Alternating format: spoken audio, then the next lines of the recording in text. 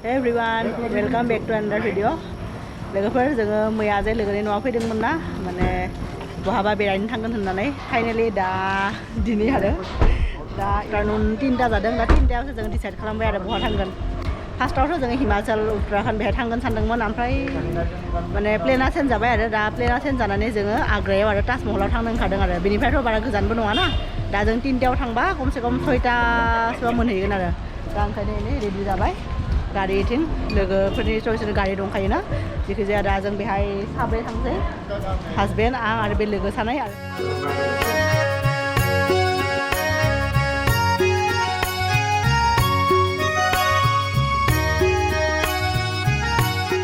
नै बेहायनो बिसोरो जिरायना लाबाय रायदों हेलौ ये देखो अर्जुन अर्जुन आमाक कत 2020 first trip কত যাম আমি এতিয়া আমি যাম আগ্ৰা আগ্ৰাত গৈ মটন বিৰিয়ানী খাম ৰাতিপুৱাৰ পৰা কিমান প্লেন বনি আছিলে লাষ্ট ঋষিকেশ যাম কাছলি যাম জয়পুৰ যাম কিন্তু গৈ আছো আগ্ৰা ताजमहल दा जेखि जाया जोङो ताजमहलाव थांसै आरो गाबोन नोंथांमोना जोंनि ताजमहलाव बेरायनाय भ्लगखौ नुनो मोनगोन आरो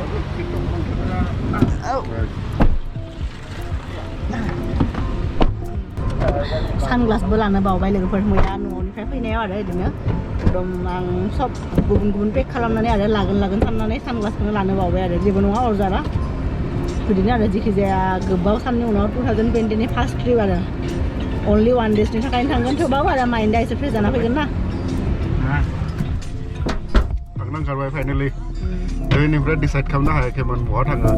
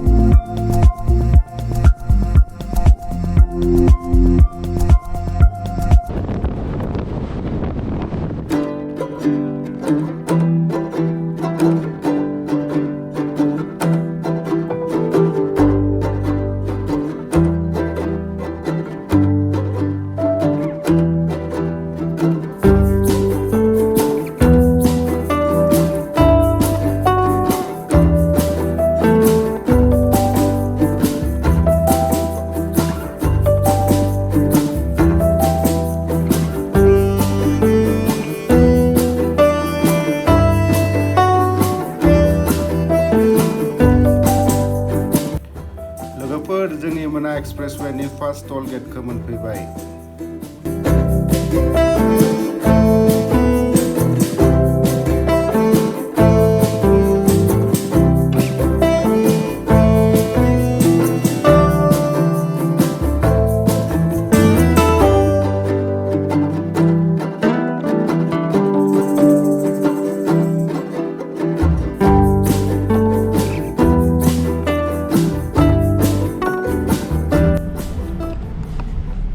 जोङो टल मोनफैबाय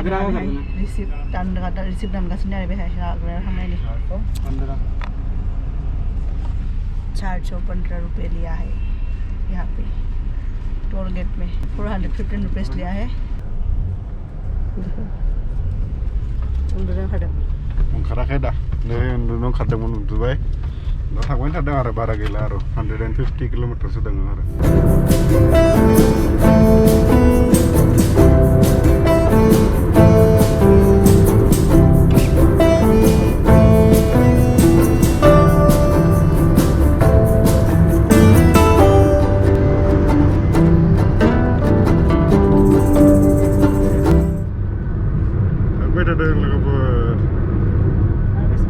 आरो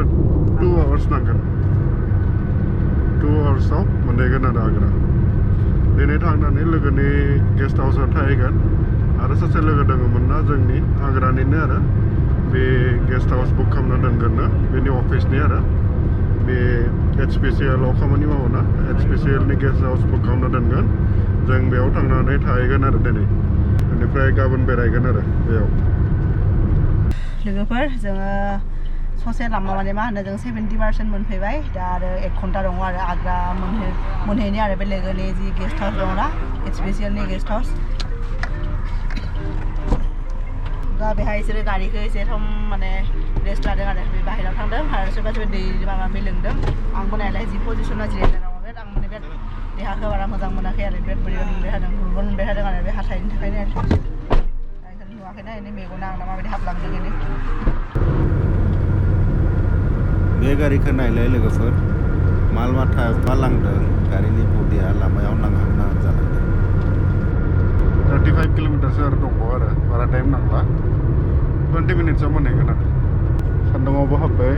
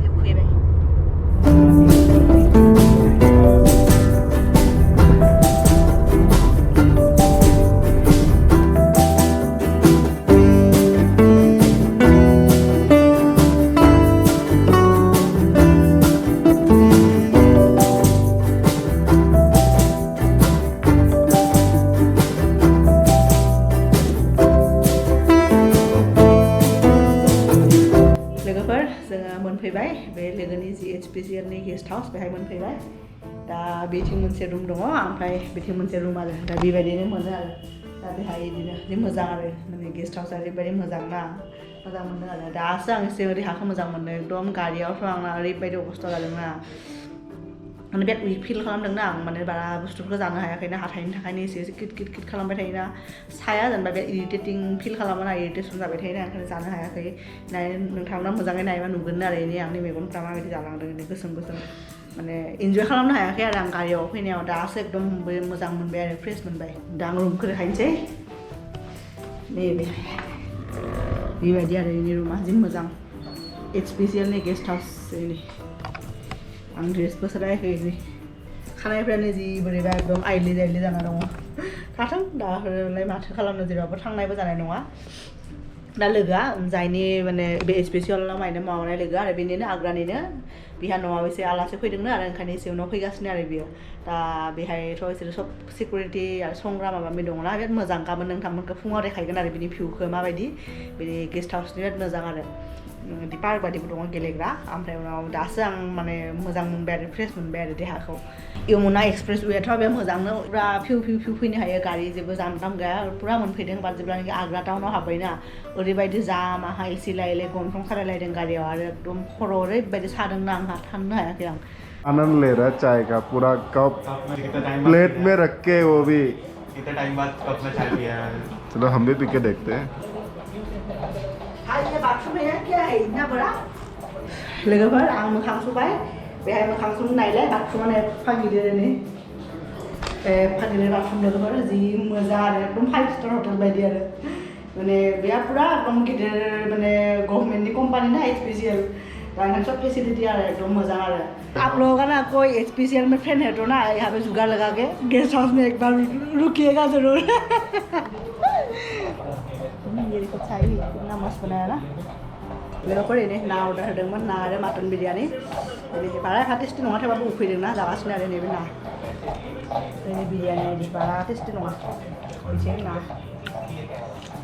थेवबो बे मोजाङानो आरो बे मटन माबा बिरियानी साय बे एसे मोजां आरो लोगोफोर नैबे पिनास का ये मसाला बनाकर दिया बहुत अच्छा है बयबो फैनानै दङ ना ओंखायनो पुरा जानोसै आरो लोगोआबो फैदों दा बे बाहेरायाव फन फैदों नामा बाहेरायाव थांबाय आरो लोगोफोर नैबे बादाम बे पिनाट पेकेटाव मोनोना बेखौ बानायदों आरो बेनो जि टेस्टि बानायदों बेखौ एकदम टेस्टि जों हर जाबाबो ओंखाम जानानै आरो मोनसे जायगायाव बेरायना फैबाय आरो बे यमुना रिभारनि बेंकआव थांदोंमोन आरो बेनिफ्रायबो ताजमहलखौ नुहुरो आरो दिनै अखाफोराबो ओंखारबाय थादोंना बेनिखाय मोजाङै नुहुरदों आरो होमबाबो जों हरनि 3:30 बाजे लोगोफोर एकदम गारि एकदम थाङाबाबो एकदम थ' बिदिनो लामा अबस्था गैया खर' सादों मेगन लिरोबा आंना देहाया एसेबां मोजां नङा एसि गारियावथ' एकदम एसि बन्द ओरैबायदि सादोंना थांनो हाया आरो बिसिनाय गाखोबाय आरो दा गाबोन आरो ताजमहलनिबो टिकेटबो लांदों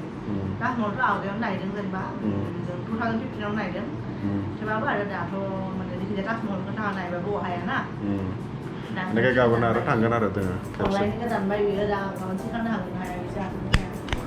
गाबोन सिखारगोन जोङो गाबोन 10ता साराय 10तायाव सिखारबाबो आरामसे थांनो हागोन आरो प्रब्लेम गैया आरो बेनिफ्राय बे लोगोआ मोनसे हन्टेड प्लेस मोनसे दङमोन आरो बेयाव लांदोंमोन आरो जों साबाबो थांनानैबो सासेया बे गारिनिफ्रायनो ओंखारलायाखै आरो गिनानैनो हन्टेड प्लेस होननानै मोनबो हन्टेड नङा आरो जों ओरैनो थांनानै नायबाय सिगांनिनो मोनसे स्ट्राक्चार दङमोन आरो बेयावनो देखायनो थांदोंमोन आरो बे जों नायनानै फैबाय आरो दा मोनफैबाय दा उन्दुनोसै आरो बहुत लेट जाबाय दिनै आरो बेनिफ्राय लोगोफोरजों थाबाय थानायाव ब्लगबो खालामनाय जायाखै बेनिफ्राय हरमोन ना खोमसियाव मबाइल नुनाय नङा होननानै जों ब्लगबो खालामासै आरो होमबा लोगोफोर दिनैनि बे ब्लगखौ बेयावनो फोजोबनोसै बेनिफ्राय नोंथांमोना जोंनि नेक्स्ट ब्लगाव नायोबा ताजमहलखौ नुनो मोनगोन आरो दिनैनि थाखाय एसेनोसै लोगोफोर नोंथांमोनखौ जोङो लोगो मोनगोन जोंनि नेक्स्ट ब्लगाव ताजमहलनि ब्लगाव बाय बाय लोगोफोर लोगोफोर नुदोंना दा मोजां मोदानदों बेनिफ्राय नुनाय नङा बारै नै ताजमहला आरो नै दा